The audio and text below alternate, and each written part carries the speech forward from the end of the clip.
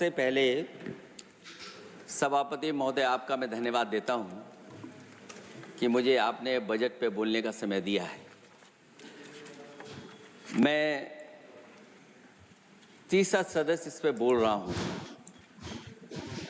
मैं अभी में से पूर्व कांग्रेस पार्टी के नेता माननीय शशि थरूर जी जो बात कह रहे थे, उन्होंने बहुत सारे आंकड़े दिए हैं। सभापति महोदय, वही मिलते जुलते आंकड़े हमारे पास भी हैं। जब कभी जवाब आए तो शायद उन आंकड़ों का जवाब भी आए। और जब वो अपनी बातों को खत्म कर रहे थे तो वो एक शेर पढ़ के गए हैं। मिर्जा गालिब का एक शेर पढ़ के गए हैं सभापति महोदय। सभापति महोदय, यही शेर अगर बीजेपी को पढ़ना होता तो बीजेपी कैसे पढ़ती? अगर यही शेर बीजेपी को पढ़ना पड़ता तो वो पढ़ते कि हमको मालूम है स्वर्ग की सच्चाई, लेकिन दिल को बहलाने के का गालिब ये ख्याल की जगह सोच अच्छा है।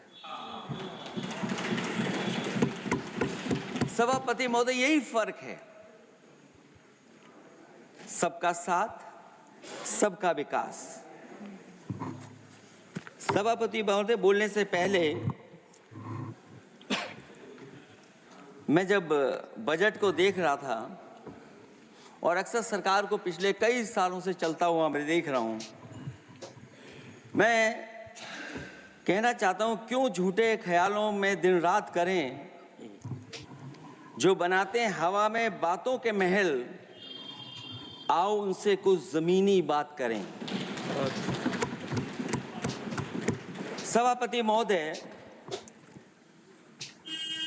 बजट आने से पहले और बजट आने के बाद पूरा देश और पूरे देश में ये बहस चल रही थी कि अमेरिका को लेकर के डील होने जा रही है। सभापति महोदय, मुझसे पहले अभी जो भारतीय जनता पार्टी की माननीय सदस्य बोल रही थी, और भारतीय जनता पार्टी का ये पक्ष है कि हम लोगों ने दुनिया में बहुत सारे देशों से फ्री ट्रेड एग्रीमेंट कर लिया है। सभापति महोदय, मैं भारतीय जनता पार्टी की सरकार से जानना चाहूँगा, अभी कितने देश और बचे हैं जिससे आप फ्री ट्रेड एग्रीमेंट नहीं कर पाए हैं? कुछ ऐसे भी देश बचे होंगे शायद जिनसे आपकी इच्छा होगी कि हम फ्री ट्रेड एग्रीमेंट कर लें। और सभापति महोदय, का फ्री ट्रेड एग्रीमेंट हो भी जाते हैं। जो लोग कभी रुपए के बारे में बहुत चिंता करते थे, कभी कभी उम्र से, कभी कभी दूसरे लोगों के उससे जोड़ देते थे, इतने सब फ्री ट्रेड एग्रीमेंट होने के बाद और अमेरिका से डील नहीं ढील हुई है, उसके बाद हमारा रुपया कहां पहुंचेगा? और अगर यही डील होनी थी तो 11 महीने इंतजार क्यों कराया? अगर यही डील होनी थी सभापति महोदय, तो 11 महीने किस बात का इंतजार था? हमारे कारोबारियों को या हमारे जितने भी उद्योग से जुड़े लोग हैं, उनके साथ ये परेशानी क्यों? बजट पर सबसे पहला सवाल यही है कि डील पहले बनी है बजट।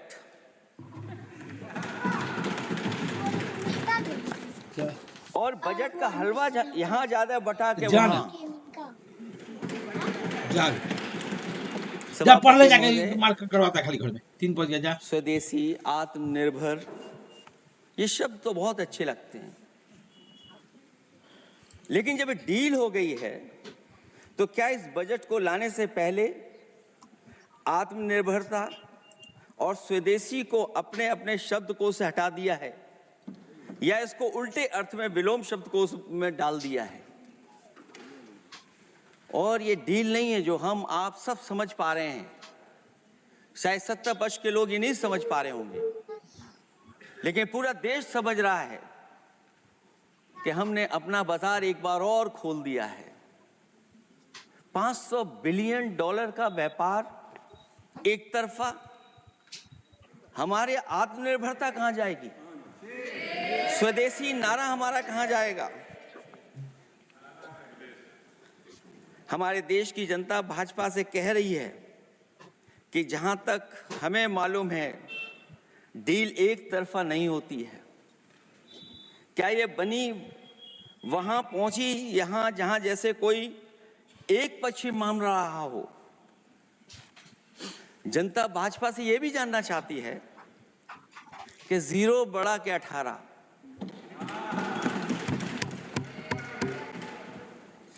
सभापति महोदय, भाजपा का समझौता गणित क्या यह है कि 18 0 के बराबर है? क्या 18 हमारा 0 के बराबर है? देश के किसानों, दुकानों, उद्योगों को बचाने के लिए खोखले शब्दों के अलावा भाजपा के पास कोई और सुरक्षा कवच या संरक्षण योजना है कि नहीं है? इसलिए मैं सभापति महोदय कहना चाहता हूं, ये बजट दिशाहीन है। इस बजट में कोई विजन नहीं है कि 2047 तक हमारा देश विकसित भारत बन जाएगा। और हम जैसे लोगों को, समाजवादियों को तो सरकार से पहले ही उम्मीद नहीं थी, और जिस सरकार से उम्मीद न हो उसकी बजट से क्या उम्मीद होगी। इस बजट में पीडीए के लिए कुछ भी नहीं है। कोई योजना दलित, पिछड़ा, महिला, गरीब, अल्पसंख्यक या नवयुवक के विकास के लिए नहीं लाई गई है। ऐसा लग रहा है कि सरकार ने इनके बारे में सोचना ही छोड़ दिया है। और अगर जीडीपी हमारी 7% है और नॉमिनल जीडीपी की ग्रोथ केवल 8% है, जो कि लगभग 12% होनी चाहिए थी, इसके कारण लोगों के हाथ में कम पैसा है। और कारण यह भी लगता है कि हमारा प्राइवेट इन्वेस्टमेंट नहीं आ पा रहा है। जो लोग ये कहते हैं कि हम प्रति व्यक्ति आय बढ़ा रहे हैं, जो आंकड़े हमारे पास हैं, जो जानकारी हमारे पास है, वो आंकड़ा यही कहता है कि $3000 के लगभग प्रति व्यक्ति आय हमारी है। और अगर हम दुनिया से जब इतना ही जुड़ गए हैं तो 2025 की जो रैंकिंग है, हमारा स्थान 144वां है, 144th है। तो जहां हम इतना 10, 11, 12 साल से हम इतने बजट ला रहे हैं, क्या हमारे पर कैपिटा इनकम लोगों की नहीं बढ़ पाई? और सदन में, इसी सदन में कई बार ये पूछा गया कि जो लोग राशन प्राप्त कर रहे हैं, गरीबी रेखा से नीचे हैं, कम से कम उनकी पर कैपिटा इनकम क्या, ये तो बताना ही चाहिए सरकार को। और पिछड़ेपन को दूर करने के लिए कोई विजन नहीं दिखता इस बजट में। जैसे जब बजट आता है तो बजट में ढूंढते हैं हम लोग कि हमारे स्टेट के लिए क्या और खास नया आया होगा। उत्तर प्रदेश जैसा प्रदेश जहां पर डबल इंजन की सरकार को बहुत कुछ कहा जाता है कि डबल इंजन की सरकार है, हम विकास भी डबल करेंगे, लेकिन मैं देखता हूं उत्तर प्रदेश के लिए कोई खास योजना ऐसी नहीं आई है जिससे उत्तर प्रदेश के 25 करोड़ लोगों को कुछ मुख्य धारा से जोड़ा जाए। वैसे तो बड़ी बड़ी योजनाएं बताई जा रही हैं कि हमारे कई फ्रेट कॉरिडोर्स बन रहे हैं, वाटरवेज बन रहे हैं, एक्सप्रेसवेज बन रहे हैं, लेकिन उत्तर प्रदेश जहां से प्रधानमंत्री जी आते हैं, भविष्य में जो बनेंगे एक्सप्रेसवे, लेकिन भारत सरकार के बजट से कोई भी अभी एक्सप्रेसवे वहां पर नहीं बना। अगर कोई बना हो, नया बन रहा हो, बड़ा बन रहा हो तो बताएं। और जो बने भी हैं वो उस मानक, उस क्वालिटी के नहीं हैं जिस क्वालिटी के आज विकसित भारत के एक्सप्रेसवे होने चाहिए। जो लोग भ्रष्टाचार पे बड़े बड़े सवाल उठाते हैं, वो कम से कम अपनी सड़कों को देखें, अपने एक्सप्रेसवेज को देखें कि उन्होंने क्या बना करके खड़ा इतने हजारों करोड़ रुपए खर्च करने के बाद। इनके सबसे पहले प्रधानमंत्री अटल बिहारी वाजपेयी, फिर नहीं देगी उनके नाम से कोई एक्सप्रेसवे बन रहा था। सभापति महोदय, हम लोगों ने अखबारों में पढ़ा, कई लोग स्टेटमेंट भी देते हैं कि हम एक्सप्रेसवे बना रहे हैं। उनके नाम से बनने के साथ साथ उनका नाम भी बदल दिया। पहले वो चंबल एक्सप्रेस वे बन रहा था, फिर अटल जी के नाम से एक्सप्रेस वे बन रहा था। लगता है वो जमीन पर नहीं उतरा है, वो केवल कागजों पे बन रहा था। तो ये तो एक्सप्रेसवे की बात हुई। सबसे बड़ा सवाल ये है कि किसान को लेकर के इन्होंने कहा कि किसान की हम आय दोगुनी कर देंगे। आज हमारा किसान इस उदारीकरण में कहां खड़ा है? जिस किसान को लेकर के पूरे देश के सभी राजनीतिक दल चिंतित रहते हैं, इस डील के बाद हमारे किसानों का हाल क्या होगा? और जब सब कुछ विदेश से ही आएगा तो हमारा किसान भारत में क्या उगाएगा, जमीन पर क्या होगा और क्या बेच पाएगा? सभापति महोदय, सरकार ने बड़ा बजट पेश किया, कहा कि हम एग्रीकल्चर इंफ्रास्ट्रक्चर तैयार करेंगे, एग्रीकल्चर इंफ्रास्ट्रक्चर से हम मंडियां तैयार करेंगे, बाजार तैयार करेंगे, एमएसपी लागू करेंगे। हमारे किसान जब काले कानून के खिलाफ लड़ रहे थे, बड़ी संख्या में जान चली गई, उसके बाद सरकार कहीं पीछे हटी और उन्होंने काले कानून वापस लिए। लेकिन आज भी किसानों को जो कानूनी गारंटी मिलनी चाहिए वो अभी तक एमएसपी की कानूनी गारंटी सरकार नहीं दे पाई है। और जो 23 क्रॉप और हॉर्टिकल्चर क्रॉप और दूध को लेकर के सरकार दावा करती है कि हम सब्जियां इतना, हॉर्टिकल्चर क्रॉप्स हमारी इतनी ग्रो कर गई हैं, हम दुनिया में इतना पैदा कर रहे हैं। दूध के जब आंकड़े बताते हैं कि दुनिया में हम दूध का उत्पादन इतना कर रहे हैं, और अगर आपका बजट ही विकसित भारत का बजट है तो हमारे हॉर्टिकल्चर क्रॉप्स और जो हमारा किसान दूध का उत्पादन कर रहा है, दूध का उत्पादन हो रहा है, उसके लिए एमएसपी की गारंटी कब देंगे? और गारंटी हम लोग इसलिए मांग रहे हैं क्योंकि उसको घर कैसे बनाएगा, घर कैसे चलाएगा, अगर उसको लाभ नहीं मिलेगा, बच्चों को कैसे पढ़ाएगा, अपनी बेटियों को हंसी खुशी विदा कैसे कर पाएगा? और इधर तो जहां फसल की कीमत नहीं मिल पा रही है, सभापति महोदय, सोने के भाव कहां पहुंच गए हैं? पहले गरीब सोचता था जब हम अपनी बेटी की विदा करेंगे तो कुछ सोने का एक सामान खरीद करके दे देंगे उसको। जैसे जैसे बीजेपी की सरकार चली और आगे बढ़ती गई, 12 साल ऐसे हैं आ गए कि अब तो चांदी तो दूर, अगर यही सरकार चलती रही तो लोहे पर पीतल चढ़ाकर भी गरीब अपनी बेटी की विदाई नहीं करा पाएगा। कैसे अपने भविष्य के लिए 2 पैसे जमा कर पाएगा? मतलब आज क्या खाएगा, कल के लिए क्या बचा पाएगा? ये किसानों के बड़े सवाल हैं। भाजपाई किसानों को लाभ नहीं पहुंचाना चाहते हैं, ये किसी और को लाभ पहुंचाना चाहते हैं। कुछ अदृश्य लोग हैं जिनको लाभ पहुंचाना चाहते हैं, क्योंकि इनका बजट, जो बजट बनाते हैं, वो आम जनता का ना उसमें जिक्र है ना फिक्र रहती है। और अगर फिक्र होती उनको तो किसान की खाद समय पर मिल जाती, उनको बीज समय पर मिल जाता, सस्ती बिजली उपलब्ध हो जाती, सिंचाई या सिंचाई मुफ्त हो जाती थी। और मुझे याद है सभापति महोदय, समाजवादी सरकार में हम लोगों ने किसानों की सिंचाई मुफ्त करने के भी फैसले लिए। कीटनाशक दवाइयां कितनी महंगी हैं और सरकार ने किसानों को अपने हाल पे छोड़ दिया। मंडियों पे कहीं कोई खरीद नहीं है, और अगर खरीद हुई है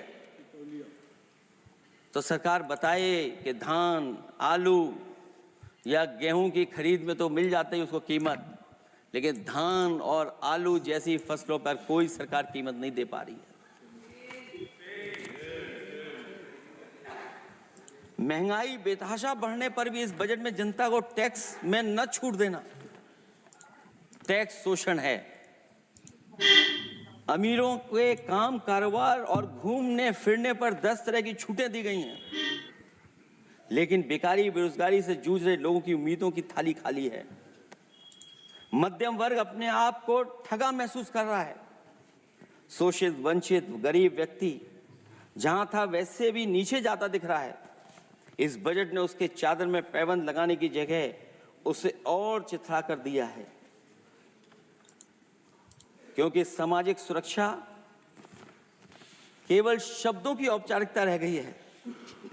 किसान, मजदूर, श्रमिक, कारोबारी, छोटा दुकानदार अपने लिए मिली राहत को दूरबीन से देखकर ढूंढ रहा है, और इसीलिए भाजपा का हर बजट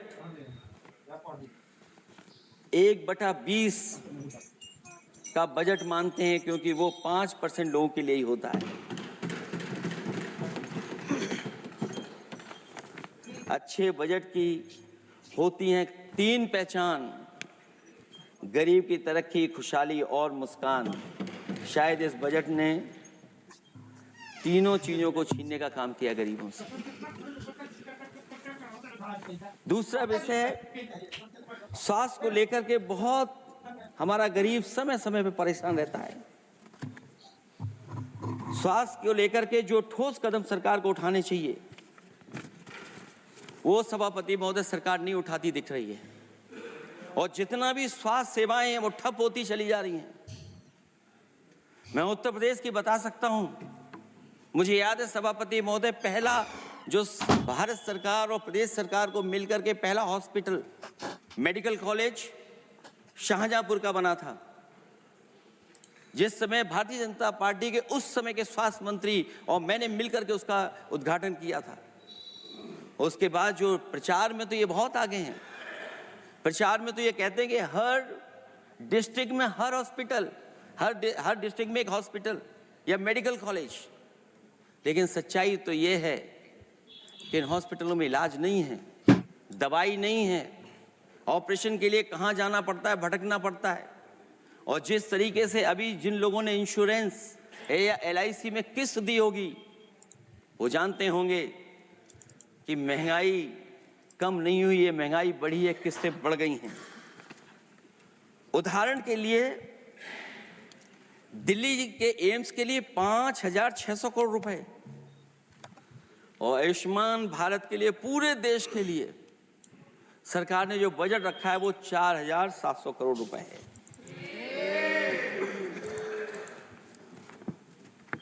सुनते हैं पहले उपवन में हर ऋतु में बहार गाती थी, कलियों का तो कहना ही क्या, मिट्टी में खुशबू आती थी।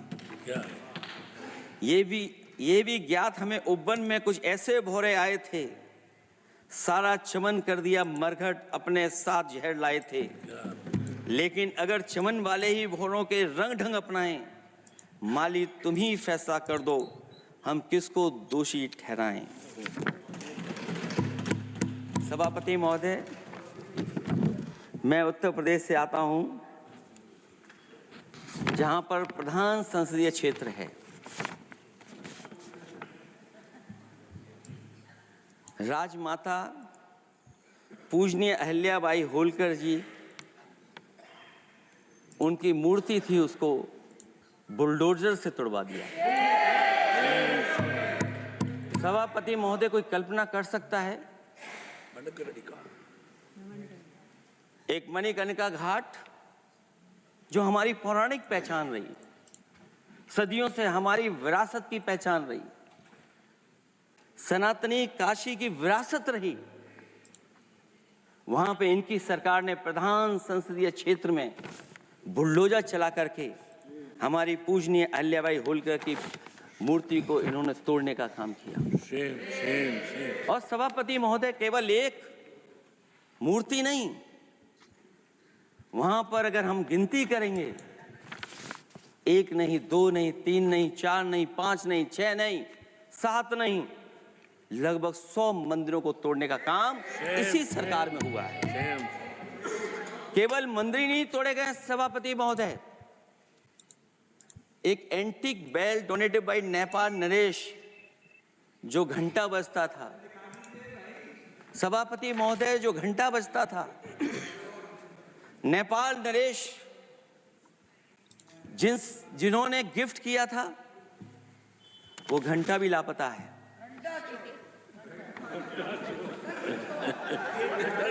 केवल घंटा ही लापता नहीं है,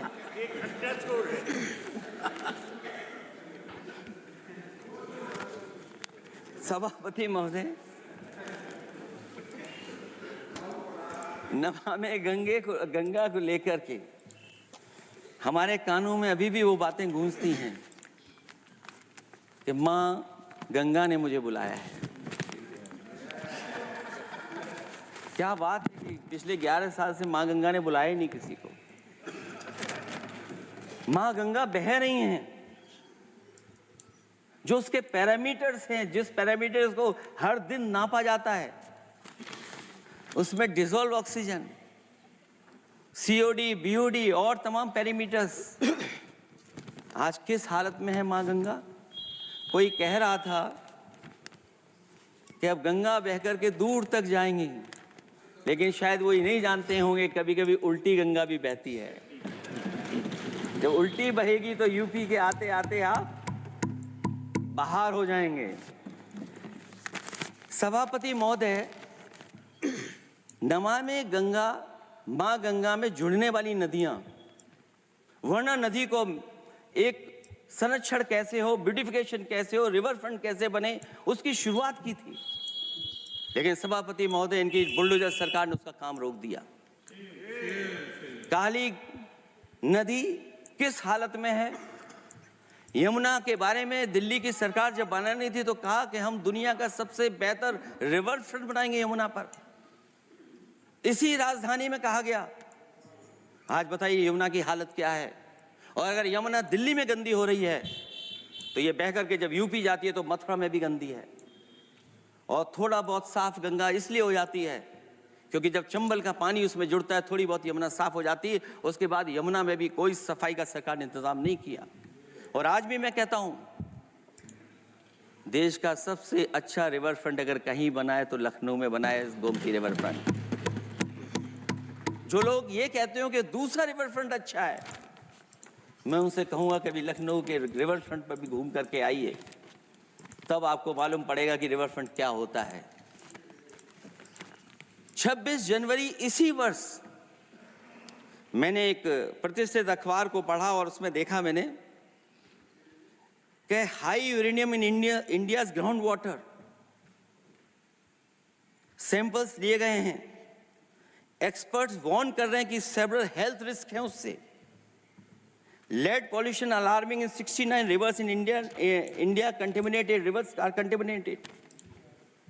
हमारे पानी में पेस्टिसाइड है, इंडस्ट्रियल वेस्ट है, अनसेफ है ड्रिंकिंग के लिए। हमारी नदियों में मरकरी है, डेंजरस लेवल। और जितनी भी हमारी वाटर बॉडीज हैं इंडस्ट्रियल टाउन्स के आसपास, सब में टॉक्सिक है, मरकरी है, बड़े पैमाने पे डेंजरस है पानी वहां का। और कई जगह इंडस्ट्री का सीधा सीधा वेस्ट जा रहा है। आर्सेनिक लेवल का सोच ही नहीं सकते हम लोग, जो मानक है उससे कई गुना ज्यादा है। ये तो हमारे देश का पानी है जो नदियों में बह रहा है, जो अंडरग्राउंड वाटर बन रहा है हमारा। ठीक ही कहा हमारे माननीय सदस्य ने कि जो संपन्न हैं, प्रिविलेज्ड हैं, वो लोग तो पानी साफ करने की मशीन खरीद सकते हैं। हमारा गरीब क्या खरीदेगा। गरीब की हेल्थ को कितनी परेशानी और रिस्क है। यहां तक कि अंतर्राष्ट्रीय प्लेटफॉर्म पर हमारे देश को भी सुनना पड़ा एक प्रतिष्ठित चैनल पर कि आपके देश में इन्वेस्टमेंट क्यों आएगा, क्योंकि वहां आ ही नहीं सकता है, क्योंकि आपकी हवा खराब है। सोचिए, देश का पानी खराब हो। और ये मैं नहीं कह रहा हूं, पानी खराब सरकार को मालूम है, नहीं मालूम है, लेकिन जो प्राइवेट कंपनियां हैं जिनको अपना पानी बेचना है, तो वो बता रही कि आपके भारत के पानी में क्या क्या है। और ये बात गलत है तो सरकार ऐसी कंपनियों पर प्रतिबंध क्यों नहीं लगाते हैं कि इस तरह अपनी कंपनियों का सामान बेचने के लिए झूठा प्रचार कर रही हैं। जो चर्चा होने लगती है हवा खराब है, हालांकि उत्तर प्रदेश आते आते सरकार की भी हवा खराब हो जाती है। सरकार सबको डराती है, लेकिन सरकार को कोई नमस्कार न करे उसको नहीं डरा सकते। हमने तो कहा कि तुम लखनऊ से गए हो, लखनऊ का जो अदब है, लखनऊ का जो हमारी पहचान है। कम से कम अगर नमस्कार नहीं कर सकते तो आदाब तो कर ही देते वहां जाकर। जो लोग पिछड़े पीडीए उनके पक्षधर बनते हैं, आरक्षण को लेकर के कहते हैं कि हम आरक्षण देंगे, उनकी सरकारों में क्या अपॉइंटमेंट हो रहे हैं। मुझे याद है इससे पहले जब बहस हुई थी सदन में, वहां से बात निकली थी कि किस तरीके से अपॉइंटमेंट हो रहे हैं यूनिवर्सिटीज और कॉलेजेस में। मैं उसी पे कुछ कहना चाहता हूं। ये अपनी अपनी किस्मत है, कुछ कलियां खिलती हैं ऊपर और दूसरी मुरझा जाती हैं झुके झुके जीवन भर भूं पर। मानव बदकिस्मत है, लेकिन क्या वे महक नहीं सकती हैं? अगर मिले अवसर अंगारे सी क्या दहक नहीं सकती हैं? जिस तरीके से आरक्षण पर खिलवाड़ हो रही है उसकी कोई कल्पना नहीं कर सकता था। विकसित भारत तभी विकसित भारत माना जाएगा जब हमारे पिछड़े दलित आदिवासी अल्पसंख्यक मुसलमान भाई को बराबर का हक मिलेगा। और जब तक हक नहीं मिल रहा उनको, तब तक शायद विकसित भारत का देखने का सपना आधा अधूरा है। अभी अभी सुप्रीम कोर्ट ने कहा है माइग्रेशन को लेकर के, सुप्रीम कोर्ट ने 16 जनवरी को एक फैसला पलट दिया। हाई कोर्ट के फैसले को पलटते हुए फैसला सुनाया कि यदि आरक्षित वर्ग का कोई उम्मीदवार बिना किसी छूट का लाभ लिए अगर अनारक्षित वर्ग से ज्यादा नंबर प्राप्त करे तो उसे अनारक्षित वर्ग में सेलेक्ट किया जाएगा। क्या सुप्रीम कोर्ट भी कह रहा है? हमारे सरकार की भी नियत है कि सबको आरक्षण मिलना चाहिए जिनका हक हो। हमारे प्रधानमंत्री जी भी कहते हैं हम पिछड़े हैं। हमारे दूसरे नंबर के नेता, क्योंकि उन्हें सनातनी बनना था, अपना धर्म बदल के दूसरा धर्म लिख लिया उन्होंने। तो कम से कम पिछड़ों का तो ख्याल करिए आप। जब पिछड़ों का ख्याल करोगे तभी आपका देश विकसित बनेगा, भारत विकसित बनेगा। अगर आप पिछड़ों को छोड़ देंगे, दलितों को छोड़ देंगे, आदिवासियों को छोड़ देंगे, अल्पसंख्यक भाइयों को छोड़ देंगे, तो आप कैसे विकसित भारत बनाएंगे? एक आर्थिक बराबरी है, दूसरी सामाजिक बराबरी है। और मुझे लगता है बजट से ना आर्थिक गैर बराबरी दूर हो रही है, ना सामाजिक गैर बराबरी दूर हो रही है। और इनकी सरकार में कितना भेदभाव है। सभापति महोदय, केवल चुनाव जीतने के लिए सोचिए। एक 72 साल के बुजुर्ग पर मोईद खान साहब, आप जानते होंगे आपके क्षेत्र में, मदरसा टाउन एरिया। सभापति महोदय, बीजेपी का लक्ष्य केवल है चुनाव जीतना। इन आंकड़ों से क्या मतलब? और आंकड़ों के अगर ये ठीक आंकड़े होते सभापति महोदय, तो इन्होंने कहा था कि बुलेट ट्रेन हम 1 लाख करोड़ की बनाएंगे। आज बुलेट ट्रेन 2 लाख करोड़ की कैसे हो गई? सभापति महोदय कहा कि हम 1 लाख करोड़ में बनाएंगे बुलेट ट्रेन। और बुलेट ट्रेन केवल संपन्न स्टेटों में क्यों? हमारे बंगाल, बिहार और यूपी में क्यों नहीं? और अगर आप हाई स्पीड बुलेट ट्रेन लाना चाहते हैं तो 1 लाख करोड़ का बजट दिया था, 2 लाख करोड़ बजट हो गया। यूपी में जब बनेगा तो पता नहीं कब बनेगा, कौन जानता है कब बनेगा। चुनाव जीतने के लिए इनकी सरकार के लोगों ने झूठा फंसाया। ये सब जुमला है, जुमला। झूठा फंसाया, और इसलिए फंसाया कि वो मुस्लिम है, इसलिए फंसाया। 72 वर्ष के बुजुर्ग को 19 महीने जेल में रखा गया। समाजवादी पार्टी को बदनाम किया गया, और केवल इसलिए कि चुनाव जीत जाए आप, अयोध्या का चुनाव जीत जाए, क्योंकि अयोध्या का चुनाव आ रहे थे आप लोग। मैं अयोध्या की महान जनता का धन्यवाद देता हूं कि उन्होंने कम्युनल पॉलिटिक्स का समापन किया है। वो विकास के रास्ते पे जाना चाहते हो। मैंने पहले भी कहा, फिर कहता हूं, आपका विकास अयोध्या का तो मैं जानता हूं कैसा है, क्योंकि लोगों ने काशी को क्यूटिव बनते नहीं देख पाए। अगर हम सब सदस्य हैं और हमारे प्रधान सांसद के संसदीय क्षेत्र को अगर हम क्यूटिव न बना पाए, आप विरासत मिटा रहे हैं। वहां पर कई सौ पुरानी दाल मंडी, जिसमें केवल वोट नहीं मिलता, इसलिए दाल मंडी को आप डिमोलिश कर देंगे आप। अल्पसंख्यक बनारस और इसको अयोध्या को जीतने के लिए 72 वर्ष के एक व्यक्ति को झूठा केस लगाया, झूठा फंसाया, जेल भेज दिया। और न केवल उसको जेल भेजा बल्कि उसकी दुकानें और उसकी बेकरी पर भी बुलडोजर चला दिया आपने। क्या डेमोक्रेसी में हमारे बुलडोजर का कोई स्थान है क्या? हाई कोर्ट कहता है कि आप फैसला सुना सकते हैं क्या? कोर्ट कहता है कि आप कौन हो गए फैसला सुनाने वाले लोग?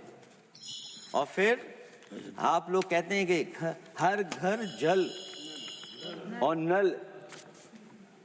सभापति महोदय, इन्हीं के विधायक ने मंत्री जी को घेर लिया, इन्हीं के विधायक ने मंत्री जी का अपहरण कर लिया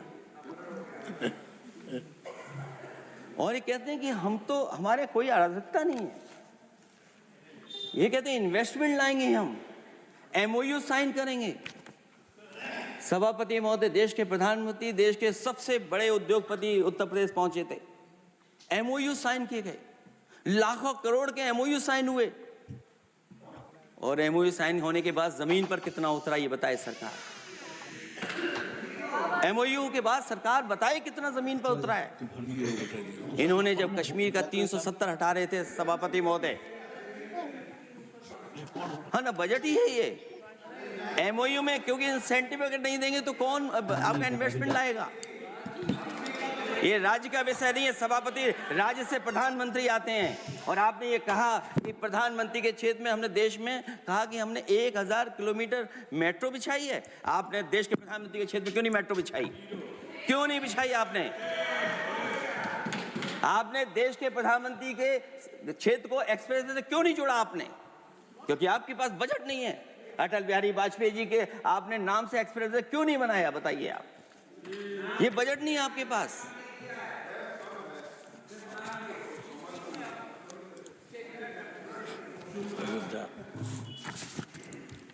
अयोध्या एयरपोर्ट घोटाला, एयरपोर्ट बनते ही पानी टपकने लगा।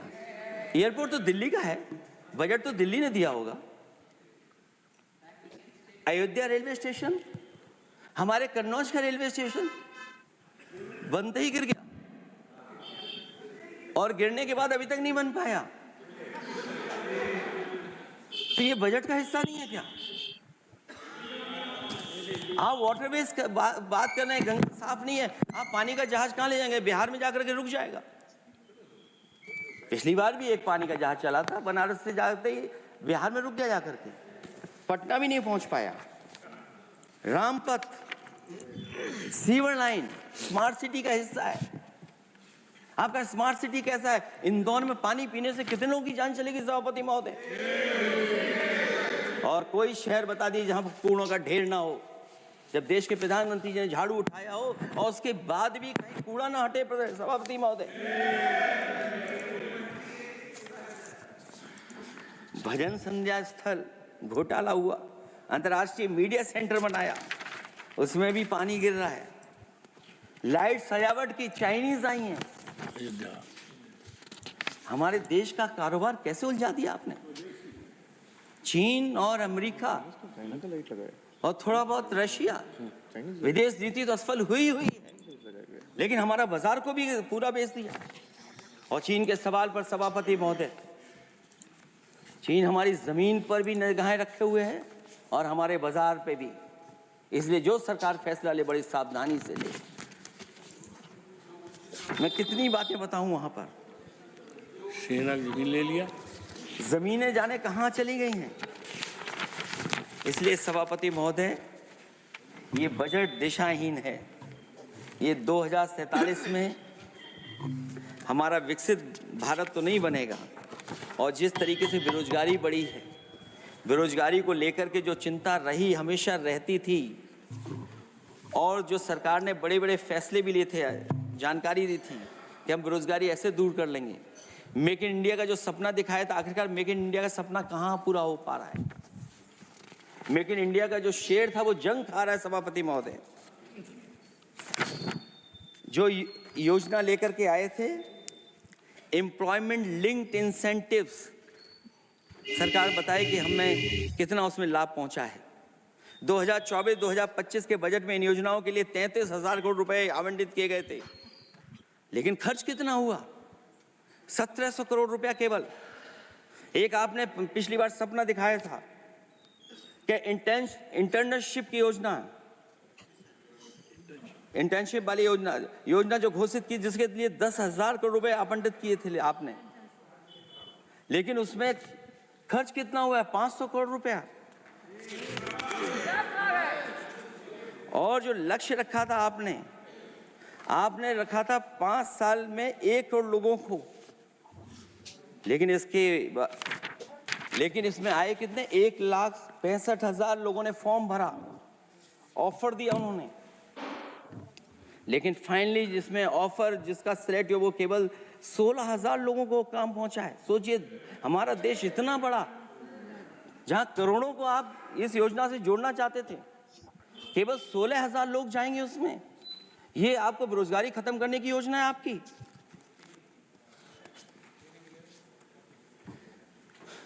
माननीय वित्त मंत्री जी के सदन के सामने स्थिति स्पष्ट करनी चाहिए कि मनरेगा एक महत्वपूर्ण योजना थी जिसमें गरीबों को ग्राम स्तर पर रोजगार मिलता था, राइट टू वर्क के अनुसार थी। इस योजना को समाप्त करते हुए आपने क्या नाम रखा है? बीबी राम जी। और हमारे राम जी कहाँ बैठे हैं? कहाँ है हमारे राम जी? पीछे बैठे, जिन्हें बचपन से हम देखते आए राम जी। ये हमारी खुशकिस्मती है कि राम जी सदन में बैठे हैं, लेकिन आप राम जी का अपमान कर रहे हैं। आपको उनको यहाँ नहीं बैठा सकते, आपको यहाँ बैठाना चाहिए नंबर 2 पर। अगर आप सच्चे मायने में सभापति महोदय बीपी राम जी, आप कृपया, देखिए वित्त मंत्री राम जी को ही नहीं जानती हैं। अखिलेश जी, हे भगवान, हम क्या करें अब? अखिलेश जी, आप कृपया बजट पे आ जाइए। आप कृपया बजट पे आ जाइए अखिलेश जी। सभापति महोदय, बजट पे आइए, बजट पे आइए। एक मिनट, क्या बोले? फिर बोलना दोबारा। नहीं, आप बजट क्या बोलिए? नहीं, सभापति जी बोलिए। नहीं, सभापति महोदय, नहीं, जिन्होंने गोली चलाई वो आपका राम मंदिर बना रहे हैं। सभापति महोदय, जिन्होंने गोली चलवाई वो राम मंदिर बनवा रहे हैं। अगर कुछ पता ना हो तो जाकर के पूछ लेना, पता कर लेना। आधी अधूरी जानकारी के साथ मत आया करो यहाँ पर। अब आप बताइए सभापति महोदय, बीवी राम जी नाम बदल दिया आपने। यूपी जैसा बड़ा स्टेट, उसको क्या मिलेगा अब, जहां पर 1,000 ग्राम सभाएं अर्बन हो गई हैं। जब 1,000 ग्राम सभाएं अर्बन हो गई हैं और 40% व्यय प्रदेश सरकारों पर डाल दिया गया है, ये स्कीम कैसे चलेगी आपकी? मैंने पहले ही कहा था कि एमएसपी की लीगल गारंटी मिलनी चाहिए। और जिस तरीके से किसान आत्महत्या कर रहा है, एनसीआरबी के आंकड़े सरकार के पास होंगे कि किसान कितनी आत्महत्या कर रहा है। जिन्होंने ये कहा कि 2022 तक हम दोगुनी आय कर देंगे। हाँ बताइए, आलू की पैदावार की क्या आय दोगुनी हो गई? धान की पैदावार करने वाले की आय दोगुनी हो गई? आपको गाय से बहुत प्रेम है। हमारे क्षेत्र में खुद एक काऊ मिल्क प्लांट बना, यूपी का पहला काऊ मिल्क प्लांट। आपकी सरकार ने उसको बंद कर दिया। आप कहते गाय की सेवा करो, लेकिन पहला यूपी का काऊ मिल्क प्लांट वो आपसे बंद हो गया। अगर शायद हम ऊंट के मिल्क की चॉकलेट बना रहे होते उस प्लांट से, तो वो प्लांट चलता रहता। आय दोगुनी कितनी हुई है बताएं सरकार? मत्स्य पालन और पशुधन विकास की तरफ सरकार का कोई ध्यान नहीं है। सरकार का कहना है कि वित्त अच्छी हुई है, लेकिन क्या कारण है कि एफडीआई में लगातार कमी आ रही है? विदेशी इन्वेस्टर्स क्यों बाहर ले जा रहे हैं? भारत में इन्वेस्ट करने के लिए क्यों नहीं इच्छुक हैं? और शेयर मार्केट क्यों इतनी जल्दी गिर जाता है? रुपए के मूल्य में डॉलर के विरुद्ध निरंतर गिरावट आ रही है। और इसके बाद सभापति महोदय, इस डील और ढील के बाद हमारा रुपया कहां होगा, ये सरकार जरूर बताए हमें। मैन्युफैक्चरिंग में कोई सुधार नहीं हो रहा है। अभी भी हम जीडीपी के 15% पर मैन्युफैक्चरिंग पर निर्भर हैं, जबकि मैन्युफैक्चरिंग के शेयर मेक इंडिया के अनुसार अभी तक 25% होना चाहिए था। इससे स्पष्ट लगता है कि मेक इन इंडिया, आत्मनिर्भर भारत और पीएलआई योजना सफल नहीं हो पाई हैं। और उसी का परिणाम है कि आज हमारे नौजवानों को रोजगार और नौकरी नहीं मिल पा रही है। सरकार उद्योगपतियों के साथ खड़ी है। सरकार द्वारा लेबर कोड्स लाए गए हैं, जिन लेबर रिफॉर्म्स के रूप में दर्शाया जा रहा है वो लेबर कोड एम्प्लॉयर के हित में है, लेबर के पक्ष में नहीं है और मजदूरों के नहीं है। अब अधिकांश उद्योगों द्वारा लेबर को कोई भी नौकरी से निकाला जा सकता है। इतना तानाशाही होगी कि जब चाहेंगे तब निकाल देंगे। उनके 8 घंटे से अधिक काम कराया जा सकता है। परमानेंट एम्प्लॉयमेंट की बजाय कॉन्ट्रैक्चुअल एम्प्लॉयमेंट की व्यवस्था की है सरकार ने। सोचिए, यही सरकार है कि सबका साथ सबका विकास। एयर पॉल्यूशन को लेकर के मैं पहले ही कह चुका हूँ और शहरी विकास तो इनका मैंने क्योटो को मैं देखा है, इसलिए उस क्योटो के बारे में मैं ज़्यादा नहीं कहना चाहता हूँ। अंत में मैं इतना ही कहूँगा कि स्वास्थ्य और शिक्षा के केवल 10% और 14.2% बजट बढ़ाया गया है, जबकि पिछले वर्ष का पूरा बजट इन दोनों मदों में खर्च ही नहीं किया गया है। आखिरकार सरकार बताएगी खर्च क्यों नहीं हुआ, क्या कारण है किसकी वजह से खर्च नहीं हुआ है। जल जीवन मिशन में 50,000 करोड़ रुपए खर्च नहीं हो पाए हैं और प्रधानमंत्री आवास योजना में 40,000 करोड़ रुपए, और हमारे देश के प्रधानमंत्री ने गांव गोद लिया था। वो लगता है उस गांव को अनाथ छोड़ दिया है प्रधानमंत्री जी ने।